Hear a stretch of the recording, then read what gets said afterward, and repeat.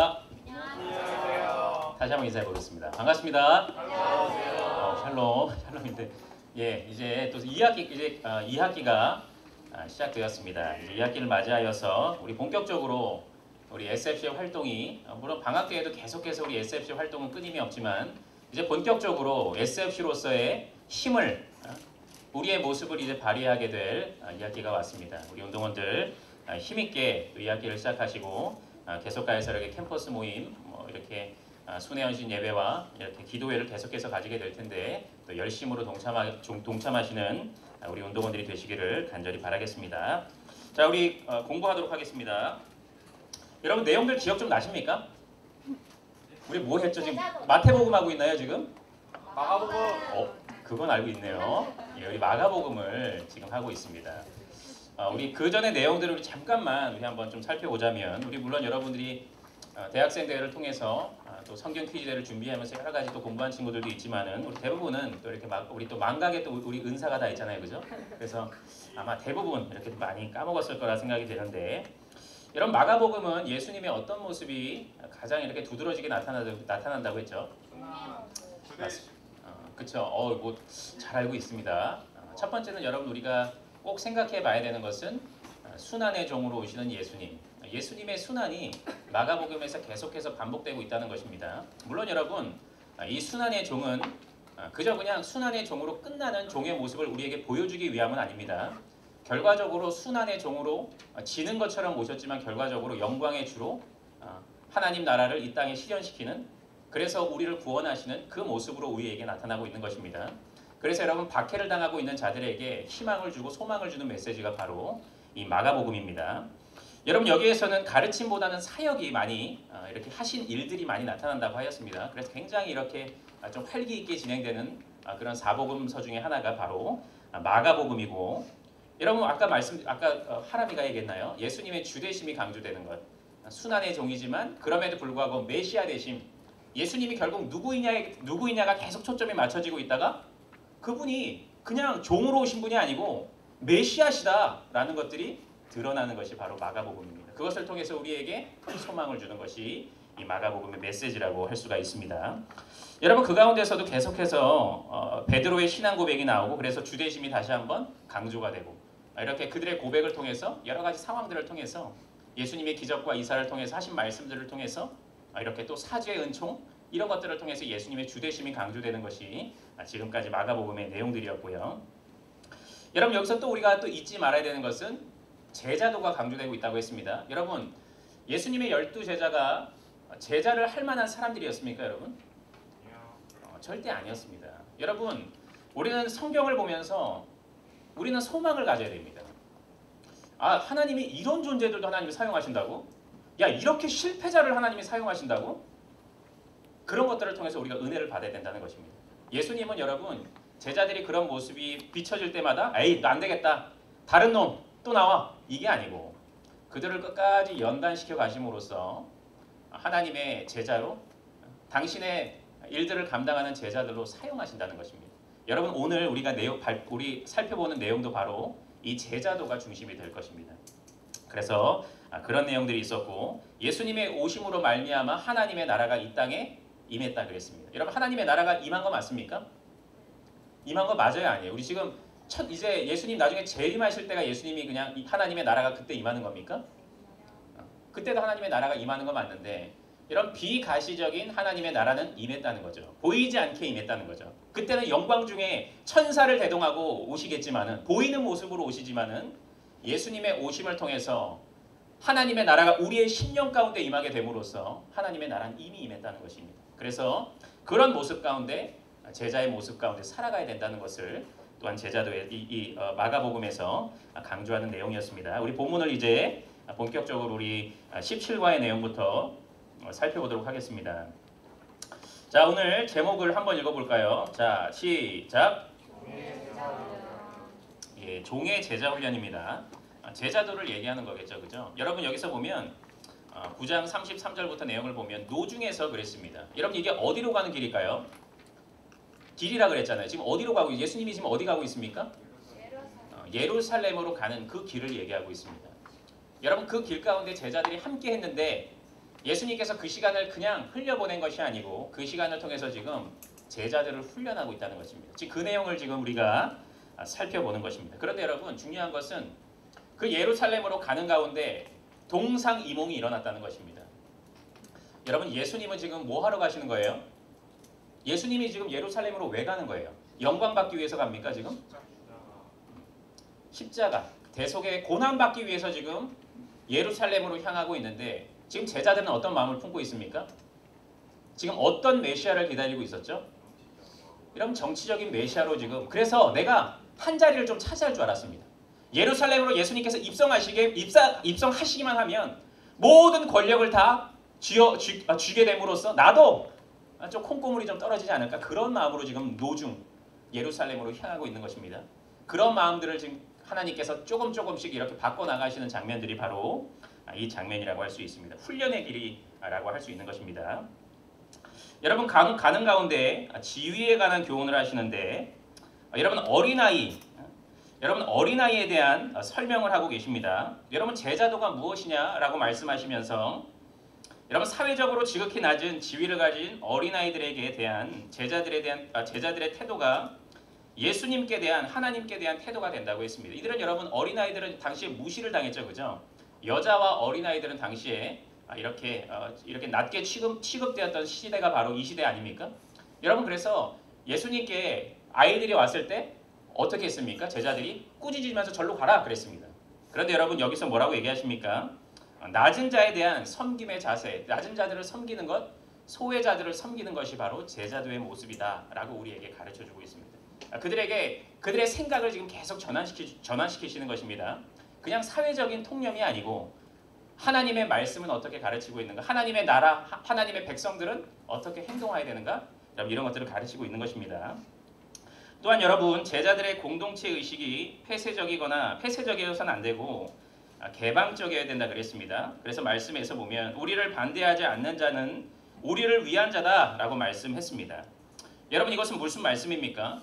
여러분 12제자 너희들만 하나님의 나라에 속해 있는 자들이 아니고 예수님을 믿는 사람이라고 한다면 다 나의 백성들이 맞다라고 지금 말씀하고 있는 것입니다. 여러분 우리가 여기서 생각해 봐야 되는 것이 무엇입니까? 여러분 우리가 이단에 대해서는 어떻게 해야 되죠? 이단. 요즘 다 서로 좀 이렇게 용서하고 좀 서로 이해하는 시대인데 여러분 이단들도 그렇게 해야 됩니까? 아닙니다, 여러분. 이단들에 대해서는 여러분 단호한 자세를 취해야 되지만 여러분 한 우주적 교회 안에서는 여러분 한 모든 교회 진리를 외치고 있는 교회라고 한다면 우리는 한 가족이라는 것입니다. 너희들도 그런 생각을 가져야 된다. 한 가족끼리는 서로 괄시하거나 서로 멸시하면 안 되고 한 우주적 교회라는 사실을 너희는 꼭 기억해야 된다. 여러분 이것들을 지금 또 가르치고 계시는 것입니다. 여러분 또한 범죄의 심각성에 대해서도 가르쳐주고 계십니다. 이런 윤리적인 측면도 가르쳐주고 계시는데 물론 여러분 이것은 성경적인 관점이죠. 여러분 어린아이와 소자들을 예수님께서 말씀하시면서 나를 믿는 이 소자 중에 하나를 실족해 하면 차라리 연자맷돌을 그 목에 달리우고 바다에 던지는 것이 낫다 그랬습니다. 여러분 이처럼 예수님께서는 소외된 지체, 예수님의 한 가족인데 소외된 지체들을 결코 그들을 괄시하거나 멸시해서는 안 된다라고 가르쳐주고 있습니다. 여러분 그런데 사실상 이것은 우리를 향한 교훈이 맞죠. 여러분 우리는 어떠합니까? 우리가 한 교회 안에서 한 공동체 안에서 여러분 우리는 소외된 자들에게 우리가 얼마나 무관심하며 그냥 우리끼리 노는 그런 문화들이 얼마나 많이 있냐 이것입니다. 그런데 그거 아니고 우리는 반드시 예수 안에서 한 가족이라고 한다면 우리는 서로를 존중하고 우리는 서로를 이해하고 사랑하는 그런 모습들이 있어야 된다는 것입니다. 결코 그러면 안 된다. 그 소외자들을 결코 무시하면 안 된다라고 이렇게 얘기하고 있는 것입니다. 여러분 이것은 다른 사람에 대한 이런 모습이라고 한다면 예수님께서는 또 자기 자신에 대한 그런 문제들도 다루고 있습니다. 예수님께서는 이렇게 말씀하십니다. 죄를 짓지 않기 위해서 자신의 손과 발과 눈이라도 찍어내버리고 그것을 찍어내버리라고 할 정도로 여러분 우리가 하나님 앞에 얼마나 거룩한 삶을 살아가야 되는지를 우리에게도 가르쳐주고 있습니다. 또한 여기서 여러분 세상적인 가치관을 버리라고 하고 있습니다. 주를 위해서 고난을 당할 것을 이야기하고 있다는 것입니다. 여러분 예수님의 제자들은 여러분 반드시 고난을 받는다고 그 전에부터 계속해서 얘기했었죠, 그죠? 자기를 부인하고 십자가를 져야 된다 이런 내용들이 계속 있지 않았습니까? 여러분 여기에서도 너가 예수님의 제자는 이런 모습이다. 자신의 생각이 아니고 자신의 생각을 버리고 자기를 부인하고 그리스도를 쫓아가는 모습이 바로 예수님의 참 제자의 모습이다. 이런 것들을 또 여기에서 또 가르쳐주고 있습니다. 여러분 이혼 문제도 여기서 다루고 있습니다. 바리새인들은 아내를 내어버리는 것이 옳습니까? 라고 이렇게 질문함으로써 여러분 이것은 그저 그냥 이혼의 적법성을 물어보는 것이 아니고 예수님을 시험에 빠뜨리기 위함입니다. 여러분 사실상 이것은 그런데 신명기에 나오는 말씀입니다. 그들은 신명기에 나오는 신명기에 나오는 말씀을 인용한 것입니다. 여러분 신명기 말씀에 보면 이런 말씀이 나옵니다. 24장 1절부터 4절의 말씀 중에 모세는 이혼 증서를 써주어서 내어버리기를 허락했다는 내용들이 나옵니다. 여러분 그런데 이것은 여러분 이들은 사실 이것을 통해서 마음대로 그냥 이혼하기 위해서 이 얘기를 얘기했다는 것입니다. 그냥 마음대로 이혼하기 위하여서 모세가 그런 말을 했습니다. 그러니까 당연히 이혼하는 거 괜찮지 않습니까? 이런 의도로 얘기했다는 것입니다. 그런데 여러분 예수님께서는 어떤 말씀을 하고 계십니까? 이것이 여러분 당시에 이혼 증서를 쓴다는 것은 많은 증인 앞에서 엄숙한 선언이 동반되는 것이었습니다. 그래서 함부로 이혼 증서를 쓰지 않았습니다. 여러분 그래서 이것은 함부로 아내를 버리지 않는 경솔히 이혼하지 않도록 하는 조치였다는 것입니다. 여러분 그래서 이것은 무엇을 말씀하고 있는 것입니까? 이것은 그 결혼의 한 몸의 원리를 이야기하고 있습니다. 결혼했으면 떼어지지 말라. 이것을 지금 오히려 강조하고 있는 말씀이라는 것입니다. 모세의 이혼 증서를 얘기했던 것은 여러분 그냥 이혼을 쉽게 하라고 얘기한 것이 아니고 이 모세의 증서 뭡니까?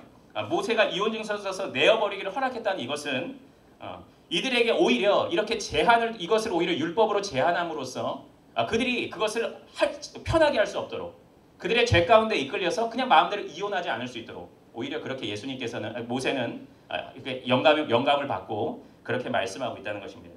여러분 이후에 보면 이런 말씀이 나옵니다. 하나님이 짝지어 주신 것을 사람이 나누지 못한다라고 하는 말씀이 나옵니다. 오히려 이것을 지금 강조하고 있는 것입니다. 한 몸 원리를 강조하고 있는 것입니다.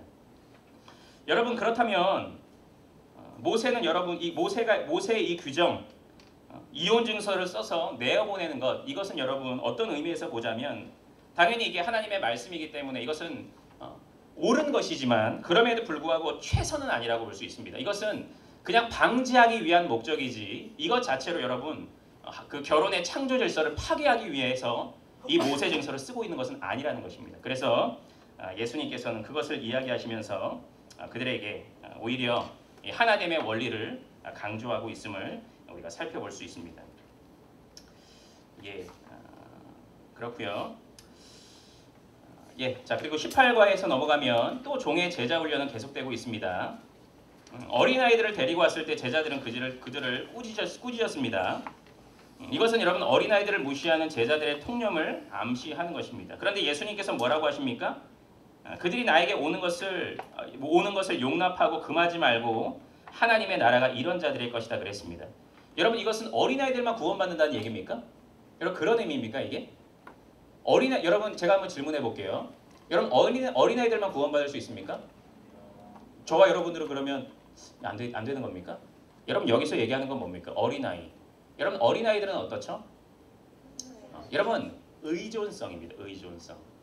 어린아이들은 엄마 없으면 안 됩니다.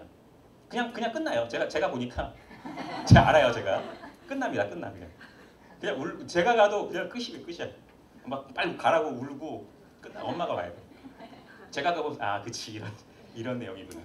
제가 조금 늦긴 한데 여러분 어린아이들은 엄마 없으면 안 된다는 것입니다. 예수님께서 여기서 얘기하고 계시는 것은 무엇이냐? 하나님 없으면 안 된다 이거죠. 그 어린아이의 심령, 예수님만 꼭 붙잡고 있는 그 어린아이의 심령을 얘기하고 있는 것입니다. 이런 자들이 예수님만 철저히 믿고 의지하는 자들만이 구원을 받게 된다. 이런 얘기를 지금 하고 있는 것입니다. 그래서 그런 의미로서 이야기하고 있는 것이고 그리고 또 여러분 그런 가운데 한 부자 젊은 관원이 그에게 옵니다. 그리고 예수님께서는 이렇게 얘기합니다. 하나님 한 분 외에 선한 이가 없다 그랬습니다. 이는 여러분 뭐라고 얘기했죠? 내가 모든 율법들을 다 지켰습니다. 그렇게 얘기하지 않았습니까? 그래서 예수님께서는 그것을 칭찬하시면서 하나님 한 분 외에는 선한 이가 없다 그랬습니다. 여러분 이것은 무엇을 얘기하고 있습니까? 여러분 그는 사실상 모든 것을 지켰다고 나름대로는 열심히 지켰지만 결과적으로 예수님께서 뭐라고 얘기합니까? 그래서 그 다음에 너가 모든 것들을 다 너희가 그렇게 부자냐? 너 가진 것들이 많지? 그거 다 팔고 나를 쫓아라 그랬을 때 부자는 어떻게 합니까? 거절했다는 것입니다. 여러분 이에게는 결정적인 게 없었다는 것입니다. 보이는 율법들은 지켰지만 결과적으로 예수님을 향한 믿음은 없었다는 것입니다. 예수님을 향한 예수님을 따르고자 하는 그런 믿음이 없었다는 것입니다. 그런데 여러분 예수님께서는 예수님께 영생이 있다는 것이죠, 그죠? 참 선한 자는 예수님밖에 없. 너가 그렇게 선하게 보이지만 그 선한 여러 가지 행동으로 구원받는 게 아니고 선한 목자인 참 선한 나를 쫓아야지 너가 구원받을 수 있다. 여러분 우리에게 구원은 여러분 행위로 인해서 구원받는 것이 아니고 예수님을 온전히 쫓아감으로써 구원을 받게 되는 이런 내용들을 또 이야기하고 있습니다. 그래서 여러분 어떻게 보면은 아까 좀 전에 얘기했던 어린아이와 같은 의존성 이런 모든 것들이 이렇게 맥락적으로 이어져서 이렇게 말씀하고 있는 것이라고 할 수가 있습니다. 여러분 그럴 때 베드로가 뭐라고 얘기합니까? 보소서 우리가 모든 것을 버리고 주를 쫓았나이다 그랬습니다. 가만히 있지 않고 자기를 지금 좀 드러내고 싶어서 그 사람은 지금 예수님을 못 쫓고 있는데요. 저는 지금 쫓았습니다. 베드로가 이렇게 얘기했습니다. 그랬더니 예수님이 뭐라고 얘기합니까? 나와 및 복음을 위해서 금세에 있어 집과 형제와 자매와 모친과 자식과 전토를 100배나 받되 핍박을 겸하여 받고 내세 영생을 받지 못할 자가 없다 그랬습니다. 그는 지금 자신이 율법 이렇게 다 지키고 있다고 하는데 너는 결과적으로 예수님을 쫓다 보면 고난을 받게 될 것이다. 너에게 고난이 있느냐? 너가 그렇다면 나를 쫓기 위해서 고난을 당하고 있다면 너는 나의 참 제자가 맞다. 반드시 여러분 제자에게 있어서 예수님을 쫓는 그런 제자에게 있어서 반드시 필연적으로 동반되는 고난에 대해서 얘기하고 있습니다. 우쭐대고 있는 베드로를 향해서 아니다. 예수님을 쫓는 사람들에게는 반드시 그것으로 인한 고난이 찾아온다라는 것을 또 이야기하고 있습니다. 여러분 또한 천국의 지위 문제를 얘기하고 있는데 여러분 노중에 야고보와 요한이 이렇게 얘기합니다. 하나는 주의 우편에 하나는 좌편에 앉게 하소서라고 요청했는데 여러분 이것은 무엇을 얘기합니까? 그들은 여러분 또 영광을 생각하고 있습니다. 여러분 이것은 참 바뀌기가 어렵습니다. 마치 우리는 예수님을 쫓으면 내가 좀 이 땅에서 조금 잘 되고 다른 사람 믿지 않는 사람들보다는 조금 내가 부유하게 되고 조금 더 사회적으로 높은 위치에 여러분 이런 어떤 영광을 생각하지만 그것이 아니다라는 것을 계속해서 가르쳐주고 있는 것입니다. 그럼에도 불구하고 지금 제자들은 잘 깨닫지 못합니다. 굉장히 더디게 깨닫고 있습니다. 자기를 지금 좀 영광의 자리에 앉게 해달라고 지금 얘기하고 있는 것이 아니겠습니까? 그런데 예수님께서 뭐라고 얘기합니까? 너희 구하는 것을 너희는 알지 못한다. 너희가 나의 마시는 잔을 마시며 나의 받는 세례를 받을 수 있느냐라고 얘기했습니다. 여러분 여기서 잔과 세례는 무엇을 상징하고 있을까요? 여러분 보통 일반적으로 여러분 예수님의 잔은 고난의 잔을 의미하죠, 그죠? 십자가에서 당하실 그 고난의 잔을 얘기하고 있고 여러분 세례는 무엇입니까? 세례가 상징하는 게 보통 뭐죠? 여러분 세례는 죽음을 상징합니다. 세례는 영적으로 죽고 살아나는 걸 상징하지 않습니까? 여러분 세례는 죽음입니다. 여기서 얘기하는 것도 뭐예요? 너는 아무것도 이해하지 못해. 내가 지금 왜 예루살렘으로 가고 있는지 너 진짜 이해 못하는구나. 나는 거기로 가는 이유는 내가 죽기 위해서 가는 거야. 내가 고난받기 위해서 가는 거야. 라고 지금 그를 일깨워주고 있는 것입니다. 그래서 인자가 온 것은 섬김을 받으려 함이 아니고 도리어 섬기려 하고 자기 목숨을 많은 사람의 대속물로 주려 함이니라 라고 말씀하시면서 자신이 이 땅에서 온 이유가 무엇인지를 그들에게 다시 가르쳐주고 있습니다. 그리고 예수님을 좇는 사람은 과연 또 예수님의 제자로서 어떤 삶을 살아가야 되는지 그 삶을 살아갈 수밖에 없다는 것을 가르쳐주면서 이렇게 다시 한번 자기를 부인하는 것, 자기의 십자가를 지는 것, 그 삶을 다시금 가르쳐주고 있습니다. 여러분 그러는 가운데 소경 거지 바디메오가 길가에 앉았다가 다윗의 자손 예수여 나를 불쌍히 여기소서 그랬습니다. 그랬더니 예수님께서 내가 무엇을 하기를 원하느냐 그들이 그랬더니 소경은 선생님이여 보기를 원한다 그랬습니다. 그런데 예수님께서 뭐라고 말씀하십니까? 내 믿음이 너를 구원한다 그랬습니다. 여러분 예수님께서 너 이제 병 치료 받을 거야. 여러분 이렇게 얘기하는 게 더 대화에 더 상식적인 얘기 아닙니까? 근데 보는 걸 원합니다. 그럼 너 볼 거야 이렇게 얘기하면 될 텐데 내 믿음이 너를 구원한다 그랬습니다. 이 믿음을 강조하고 있습니다. 왜 그렇습니까? 소경은 그와 같은 믿음을 가지고 있다 이것입니다. 제자들 너희들 봐라. 너희들은 나를 지금 쫓고 있다고 하는데 너희들의 믿음은 어떠하냐? 라고 지금 제자들을 향하여서 오히려 지금 이 작은 자의 믿음, 이 천한 자의 믿음이 어떠한지를 지금 보아라. 라고 지금 믿음을 강조하면서 그들에게 믿음을 갖는 것이 참 제자의 모습이다라는 것을 가르쳐주고 있는 그런 장면이라고 할 수 있습니다. 자, 19가로 우리 넘어가도록 하겠습니다. 여러분, 예수님께서 이제 예루살렘으로 입성하시게 됩니다. 그랬더니 여러분, 나귀를 타고 가시는데 많은 사람들이 그에게 찬사를 보내면서 호산나 찬송하리로다, 주의 이름으로 오시는 이여 찬송하리로다 라고 하면서 이제 장밋빛 미래를 이제 꿈꾸고 있습니다. 예수님만 이제 오면 아예 끝났다. 이제 게임 오버. 우리는 이제 로마 납작 끝. 이제부터 우리 태평성대가 시작될 거야 하면서 호산나를 외치고 있습니다. 여러분, 그런데 예수님께서 이제 어떤 일이 벌어집니까? 중대한 사건이 벌어지죠, 그죠? 예수님께서 이러는 가운데 먼저 예루살렘에 이르러 성전에 들어가십니다. 그리고 이 성전을 한번 쑥 둘러보시고 나오십니다. 그 다음에 이제부터 이 샌드위치 기법이라고 하는데, 여러분 이 구조 안에서 우리는 어떤 중요한 내용들을 우리가 살펴볼 수 있는 것입니다. 여기 다 의미가 있는 것입니다. 이 순서가 의미가 있고, 여러분 이 예수님께서 하신 행동들이 그저 그냥 겉으로 드러나는 행동이 아니고 이것이 우리에게 중요한 메시지, 구속론적으로 중요한 메시지, 종말론적으로 중요한 메시지를 던지고 있습니다. 한번 살펴보도록 하겠습니다. 예수님께서 성전에 들어가서 나오셨습니다. 그 다음에 무화과를 보시면서 예수님께서 책망하십니다. 여러분, 무화과가 열매가 없었기 때문에 책망하시고 저주하셨습니다. 여러분, 그런데 이것은 한편 생각해 보면 조금 이상해 보입니다.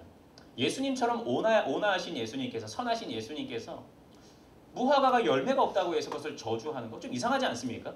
여러분, 이 말씀 보면서 조금 이상하게 생각해 본 적 없습니까? 아니, 무화과가 왜 열매 없을 수도 있지 뭐. 이렇게 좀 생각해 볼 수 있잖아요, 그죠? 그런데 무화과가 열매가 없는 것, 왜냐하면 당시 여러분 계절을 따지자 보면 사실 여러분 열매가 없는 것이 오히려 맞는 그런 상황이었던 것입니다. 그런데 예수님이 이렇게 저주했다는 것입니다. 여러분, 그런데 예수님께서 이와 같이 하신 이유가 있는데, 이런 무화과 나무는 여러분 상징할 때 이스라엘을 상징합니다. 무화과는 여러분, 무화과와 포도원, 보통 포도나무, 여러분 포도나무의 어떤 비유를 알죠, 그죠? 그건 다 이스라엘을 상징하고 있거든요. 여러분, 무화과가 이스라엘을 지금 상징하고 있는 것입니다. 여러분, 무화과가 시들었다는 게 무슨 의미일까요? 이스라엘 너희 백성들, 너희들은 영적으로 타락했다는 것을 의미하는 것입니다. 너가 지금 올바른 신앙이 아니고 그저 그냥 형식적인 신앙으로 그냥 제사만 드리고 그러면 다 한 것처럼 예수님에 대한 순종의 믿음은 없고 그냥 형식적인 거, 그래서 그냥 복을 누리려고 하는 이런 것들만 지금 가득 차고 있는 그들을 향하여서 지금 너희들은 영적으로 타락했음을, 그래서 너희들은 결국 저주를 받잖아요, 그죠? 이 무화과 나무가 너희들도 그들에게도 저주를 하고 있는 것입니다. 너희들도 결국 심판을 받게 될 것이다. 이것을 지금 우리에게 가르쳐주고 있는 것입니다. 그 다음에 여러분, 성전에 들어가서 예수님께서는 성전 척결을 하시죠, 그죠? 성전 정화를 하시죠. 들어가셔서 여러 가지 이렇게 성전에 가서 재물을 사고 파는 자들을 내어 쫓으시고, 성전 세금을 내기 위해서 환전하는 자들과 비둘기 파는 자들, 이런 자들을 다 내어 쫓지 않습니까, 그죠? 이런 것들은 또 무엇을 상징하는 거겠습니까? 결국 심판을 받게 될 것이다라는 것을 보여주고 있는 것입니다. 그 다음에 여러분, 예수님께서 다시 무화과 나무로 가시는데 여기서 발견한 게 무엇입니까? 무화과가 이제 완전히 말라지게 되는 것을 보게 되었다는 것입니다. 이것은 무엇입니까? 그들의 심판이 이제 확증될 것이라는 것을 우리에게 암시하고 있는 것입니다. 이들의 영적인 타락 상태가 어떠했는지, 그리고 예수님께서 그들을 어떻게 하실 것인지를 이렇게 이것을 통해서 우리에게 보여주고 있는 것입니다. 이들은 여러분, 이 성전은 내적인 이런 정신과 기능을 완전히 상실하고 있었습니다. 종교 지도자들은 그냥 자신의 이익을 추구하기에 바빴고 자신의 의의를 드러내기에 바빴고, 이런 영적인 현실이 이와 같은 예수님의 저주를 받기에, 심판을 받기에 합당한 그런 상태였다는 것입니다. 여러분, 이런 가운데에 이런 어떤 이 샌드위치 기법을 통해서 우리에게 이 이스라엘에게 임할 그런 심판을 가르쳐주고 있습니다. 예, 이런 내용들이 우리 19가에서 진행이 되고, 여러분, 그런데 우리의 예배는 어떻죠? 여러분, 저와 여러분들의 예배, 하나님을 향한 신앙의 중심은 어떠합니까? 여러분, 이것은 그냥 이스라엘을 향한 그냥 그런 메시지가 아닙니다. 우리는 그냥 이거를 그냥 역사를 공부하듯이 이렇게 우리는 접근하면 절대 안 됩니다. 여러분, 이것은 우리를 향하여서 너희들이 지금 그 사람들이 아니냐, 너희들이 지금 그렇게 타락한 존재들이 아니냐, 너희들이 그렇게 자신의 의의를 드러내고자 하는 존재들이 아니냐, 이것을 우리에게 가르쳐주고 있는 것입니다. 그래서 여러분, 우리가 하나님 앞에 과연 우리는 어떤 신앙을 가져야 되는가, 어떤 순종의 자세를 가져야 되는가라는 것을 우리는 계속해서 살펴보고 우리를 되돌아봐야 되겠습니다. 마지막으로 우리 20과를 우리 살펴보도록 하겠습니다. 자, 종의 기도에 관한 교훈과 종의 권위입니다. 여러분 여기서 말씀에 보면 마가복음 11장 23절의 말씀을 보면 제가 여러분에게 읽어드릴게요. 자, 내가 진실로 너희에게 이르노니 누구든지 이 산더러 들리어 바다에 던져지라 하며 그 말하는 것이 이루어질 줄로 믿고 마음에 의심하지 아니하면 그대로 되리라. 여러분 이 말씀이 무슨 의미일까요? 이런 표면적인 의미는 너무 우리가 이해하기 쉬울 것 같죠, 그죠? 무슨 의미겠어요? 의심하지 말고 기도해라. 우리에게 여러분 이것을 가르쳐주고 있는 것입니다. 물론 이것은 여러분 영적인 진리이고 우리에게 꼭 필요한 교훈입니다. 그런데 여러분 여기서 예수님께서는 또 종말론적인 그런 이야기를 하고 있습니다. 무슨 의미입니까? 여러분 이 산더러 그랬습니다. 여러분 산은 여기서 무엇을 또 암시할 수 있냐면 바로 시온산? 여러분 예루살렘 성전의 터가 자리 잡고 있는 그 시온산을 의미합니다. 여러분 그리고 산더러 들리어 바다에 던져지라 그랬습니다. 여러분 이 바다는 심판의 바다, 사해. 이런 바다는 죽음을 또 상징하는 성경에서 여러 곳곳에서 이것은 무엇을 얘기하는 거겠습니까? 예루살렘의 심판을 또다시 우리에게 언급하고 있는 것입니다. 그들이 다시금 물론 우리에게 표면적으로는 기도의 중요성, 믿음의 기도를 우리에게 가르쳐주고 있지만 또 결과적으로 그들은 또 믿음이 없는 그들은 결국 심판받게 될 것이다 라는 것을 우리에게 이 말씀을 통해서 우리에게 가르쳐주고 있는 것입니다. 여러분 그런데 여기서 끝나면 여러분 어떻습니까? 우리는 그냥 절망밖에 없는 존재들이잖아요, 그죠? 그런데 여러분 결과적으로 궁극적으로 예수님께서 우리에게 하시고자 하시는 것은 무엇이냐? 옛 성전에서 이제 새 성전으로의 변화를 의미하고 있습니다. 여러분 옛 성전은 여러분 거기서 제사를 드리고 이런 불완전한 제사를 계속해서 반복적으로 드렸잖아요, 그죠? 그러는 가운데 여러분 이런 종교 지도자들과 이런 성도들조차도 타락해져 버린 이런 상태에 있었지만은 여러분 결과적으로 새 성전이신 예수님께서 오심으로 말미암아 완전한 희생 제물이 되심으로써 십자가에 못 박혀 돌아가시게 됨으로써 너희들은 이제 너희 행위로 불완전한 너희 행위로 소망이 있는 것이 아니고 이제는 예수님을 믿음으로 그 안에 소망이 있고 예수님을 믿음으로 너희가 이제 구원을 받게 된다는 것을 우리에게 가르쳐주고 있습니다.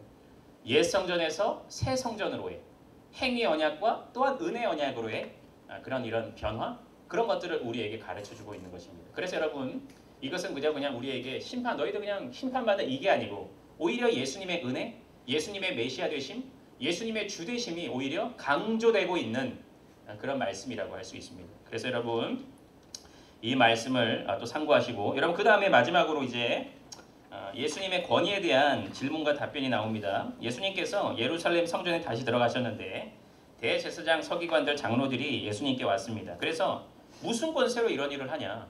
성전을 척결하고 여러 가지 그런 예수님의 예수님께서 예루살렘에 입성하신 이후에 하신 그 모든 일들을 통해서 무슨 권세로 그렇게 합니까? 이렇게 질문을 합니다. 그랬더니 예수님께서는 오히려 그들에게 이런 질문을 합니다. 그렇다면 너희들은 요한의 세례가 하늘로부터냐 사람에게로서냐 라고 이렇게 대답을 합니다. 여러분 이것은 굉장히 이들에게 곤혹스러운 그런 질문이었습니다. 왜냐하면 여러분 세례 요한은 당시에 선지자로 여겼기 때문에 그냥 하나님의 힘으로 했습니다. 그러면 선지자를 무시하는 행위가 됐고 선지자가 했습니다. 그러면 살아계신 하나님을 모독하는 일이 됐기 때문에 이들은 대답을 할 수가 없었습니다. 여러분 그래서 우리는 알지 못하겠다라고 이렇게 얘기했습니다. 이들은 여러분 전혀 예수님께서 지금 무슨 일을 하고 있는지를 전혀 이해하지 못하고 자신의 그냥 그 힘을 유지하기 위한 그거에만 그냥 온통 혈안이 되어 있다 이거죠. 그런데 예수님께서는 그들에게 꾸짖으시면서 너희들은 지금 이해하지 못하고 있어. 내가 지금 이 땅에 왜 이런 일들을 하고 여러분 당연히 이해하지 못하죠. 그런 종말론적인 거 옛 성전에서 새 성전으로 변화된 이런 것들을 어떻게 알겠습니까? 그저 그냥 영적인 타락 상태에 있었던 그들을 향해서. 그래서 여러분 예수님은 이 비유를 통해서 이 대화를 통해서 오히려 예수님의 오심, 예수님의 주되심을 다시금 이렇게 강조하는 그런 내용이라고 할 수 있습니다. 여러분 우리도 여러분 노중에 있습니다. 나는 노중에 아니고 난 천국에 입성했다 이런 사람이 있습니까 여러분? 아닙니다 여러분. 우리도 다 여러분 여기서 이 성경에서 우리에게 가르쳐주고 있는 것은 너희들도 지금 노중에 있다는 것을 가르쳐주고 있습니다. 너희들도 지금 아직까지 그리스도의 제자로서 살아간 예수님의 모습을 닮아가는 데 있어서 너희들도 아직까지 이런 모습들이 있지 않느냐. 바리새인의 모습이 바로 너의 모습 아니야 혹시? 이 제자의 모습이 너의 모습 아니야? 라고 하면서 제자도의 모습이 무엇인지를 우리에게 다시금 가르쳐주면서 예수님의 주되신 그 기독론에 대해서 다시금 우리에게 가르쳐주고 있는 내용이라고 할 수 있습니다. 어찌하든지 여러분 이 내용들을 공부하면서 우리 운동원들에게 여러분 다 우리 예수님의 제자죠? 예수님의 제자 아닌 사람 없잖아요. 그죠? SFC 운동원들은 다 예수님의 제자입니다. 예수님의 제자가 먼저이고 여러분 SFC 운동입니다. SFC 운동만 하고 제자도는 없고 절대 그럴 수가 없다는 것입니다. 우리는 예수를 향해서 달려가는 사람들이잖아요. 그죠? 그럼 나는 이미 예수님의 제자로서 살아가는 존재들이라는 것입니다. 그래서 이런 제자도가 무엇인지 그렇다면 우리가 예수를 좇고 있다고 하는데 그 예수님의 주되심은 과연 무엇인지를 다시금 이렇게 우리 운동원들과 나눔으로써 더욱 확실한 그런 신앙 가운데 SF 운동을 전개해 나가시는 우리 운동원들이 되시기를 간절히 바라겠습니다.